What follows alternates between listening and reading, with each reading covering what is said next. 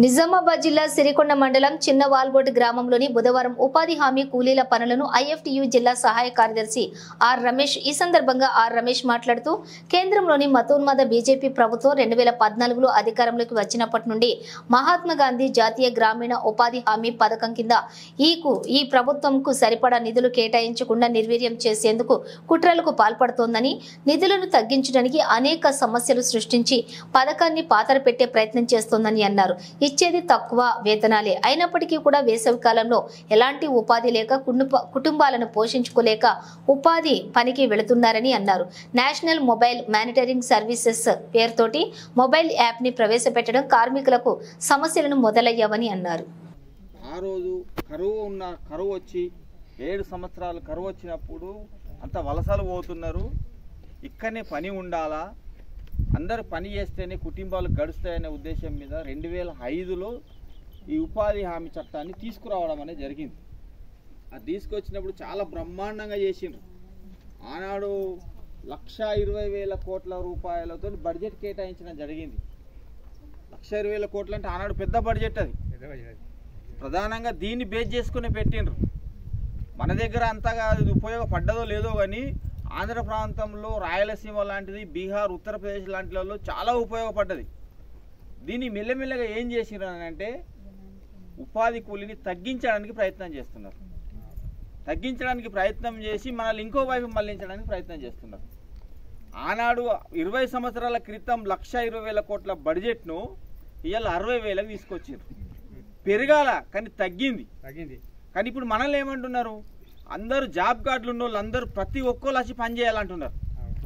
ప్రతి ఒక్కళ్ళు వచ్చి పని చేస్తే 100 రోజుల పని చేస్తే మరి ఇంట్లో 4 ఉన్నారు కదా, 100 రోజులు చేస్తే మనిషికి 25 రోజులలో పని అయిపోతుంది. మరి మిగతా రోజులలో ఏం చేసుకొని బతకాలా మనం? 19 సంవత్సరాల నాడే నువ్వు 1,20,000 కోట్ల బడ్జెట్ కేటాయించి నువ్వు దాన్ని ఇలా డబల్ చేయాల్సింది. 1,20,000 అంటే ఇలా 2,40,000 కోట్లు కావాలా?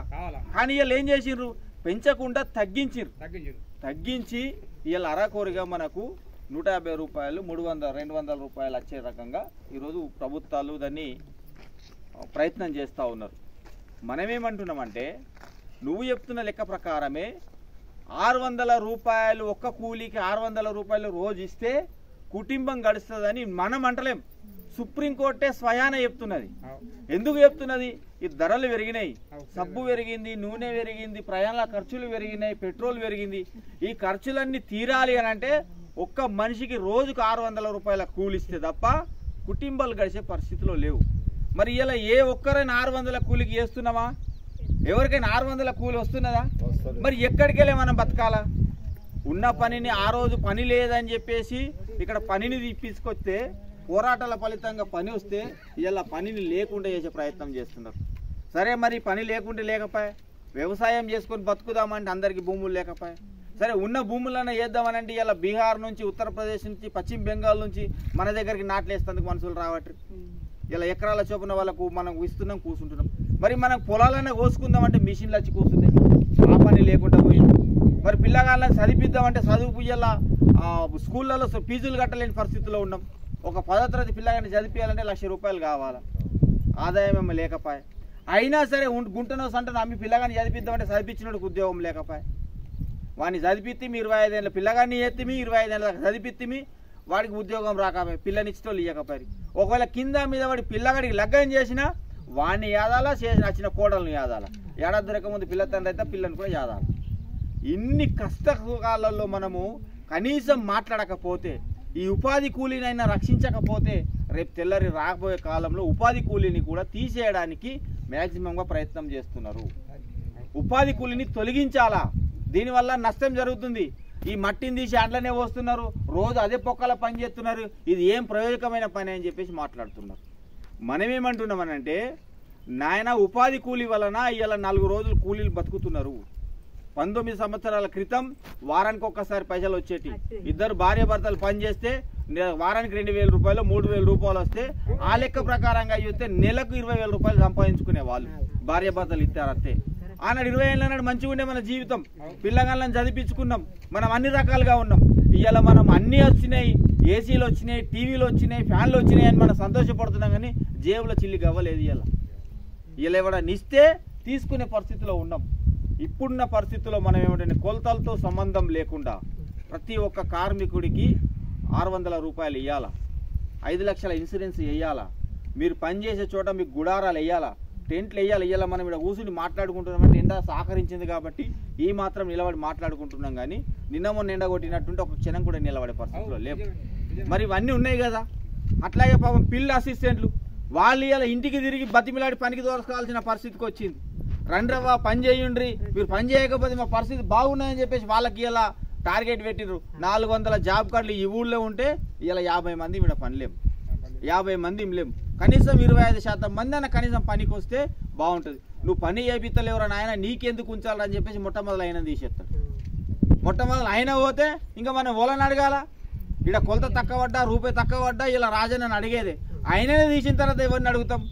ఈ వద్దురా నాయన, ఈ పని వద్దురా నాయన, నీ అంతటి నువ్వే బంద్ చేసుకునే ప్రయత్నం చేయాలనే ఉద్దేశం మీద ఇలా సర్కారు ఈ రకంగా ప్రయత్నం చేస్తున్నది.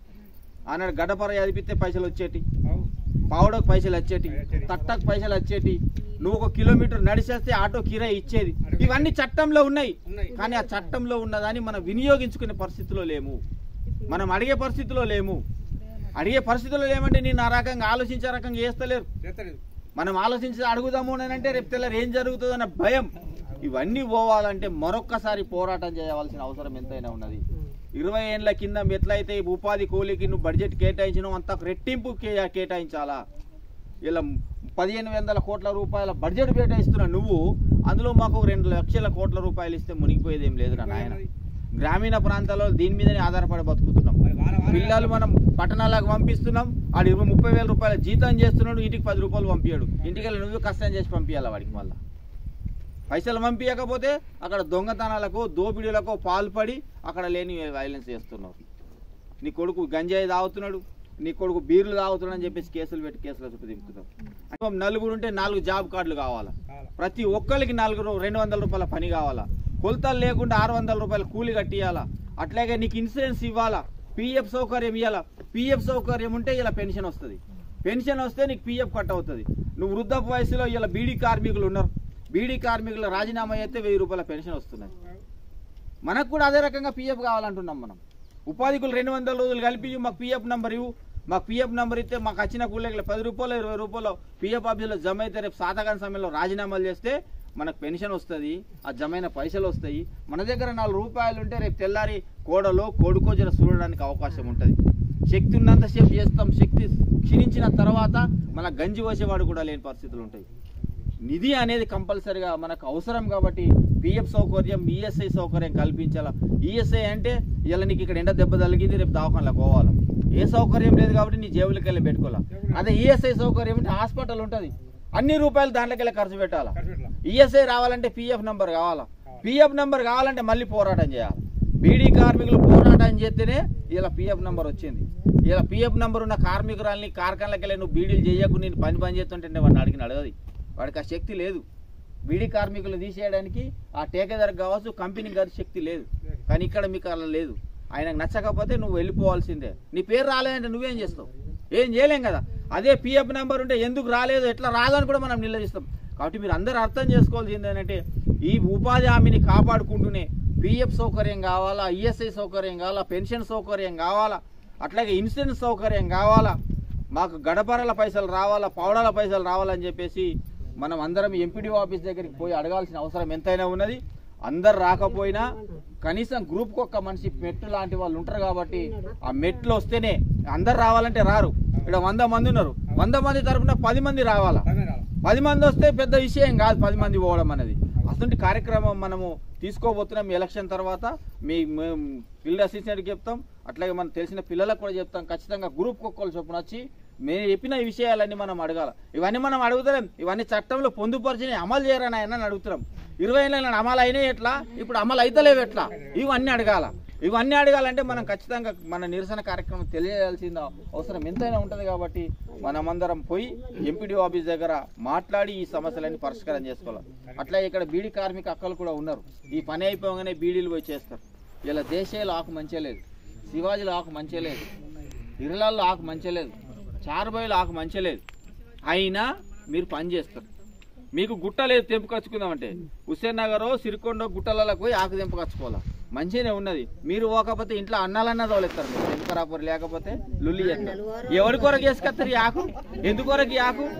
1000 బీడీల ఆకు వేస్తే రానియరు. మరి ఆయన నిన్నెందుకు రానిస్తాడు? ఆయనకేం అవసరం? వాళ్ళకు గుట్ట కదా, వాళ్ళకు కూడా కావాలి కదా.